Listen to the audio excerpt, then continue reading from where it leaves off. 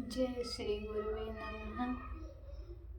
ओम भूर्भुवः स्वः तत्सवितुर्वरेण्यं भर्गो देवस्य धीमहि धियो यो नः प्रचोदयात्।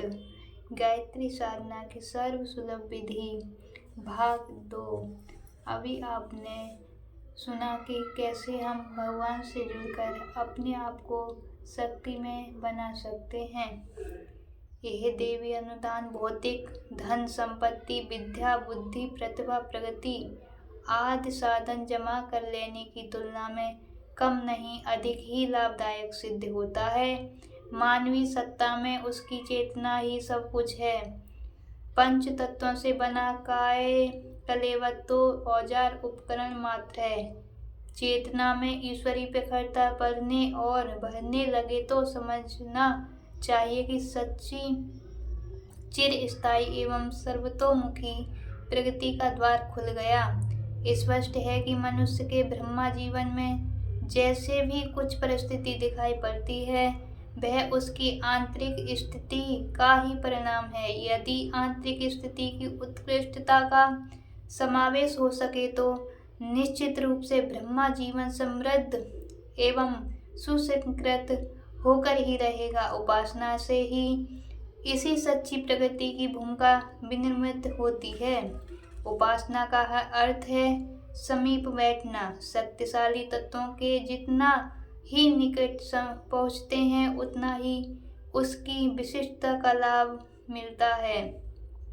आग के पास जाने से गर्मी मिलती है। चंदन वृक्ष के उगे हुए झाड़ झंझाड़ की सुगंधित हो जाते हैं।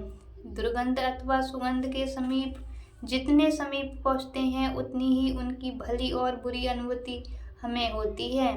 सत्संग और कुसंग के सुखद दुखद परिणामों में समीपता की ही कारण होती है। पारस को छूकर लोहे का सोना बन जाता है। चुम्बक से कुछ समय लोहा सटा रहे तो वह लोह खंड की चुम्बक की विशेषताओं से युक्त हो जाता है। ईश्वर की समीपता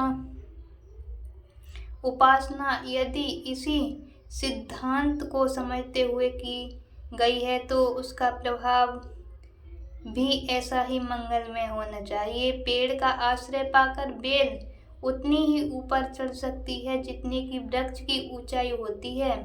बादक के होठों से लगने पर बांसुरी बजती है।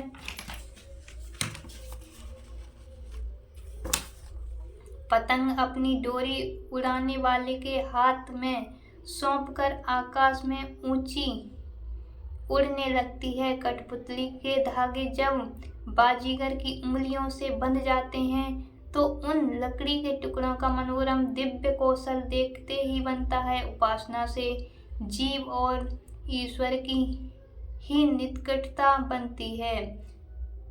फलतः इसका लाभ भी वैसा ही हो सकता है जैसे कि इतिहास के पृष्ठों पर अंकित अगणित भक्तजनों को मिलने का उल्लेख है। उपासना का स्तर यदि और भी गहरा हो जाए तो समीपता की श्रद्धा एक कदम और आगे बढ़कर एकता के स्तर तक पहुंच जाए तो भक्त और भगवान की स्थिति एक जैसी हो जाती है। आग में पड़ी हुई लकड़ी भी जलने लगती है। गंगा में मिलने पर गंदा नाला भी गंगा जल बन जाता है। पति पत्नी एवं वैभव संयुक्त हो जाता है। बूंद जब समुद्र से मिलती है तो समुद्र ही बन जाती है। दूध और पानी जब परस्पर मिल जाते हैं तो दोनों का भाव एक जैसा ही हो जाता है। चेतना के संयोग से जड़ शरीर की विभिन्न प्रकार की महत्वपूर्ण कार्य संपन्न करता है। जब यह संयोग वियोग में बदल जाता है तो फिर शरीर को सड़ गल कर नष्ट होते देर नहीं लगती। ऐसी दशा में कुछ काम कर सकना तो संभव ही नहीं रहता। ईश्वर और जीव की समीपता संगनता की बात भी ऐसी ही है।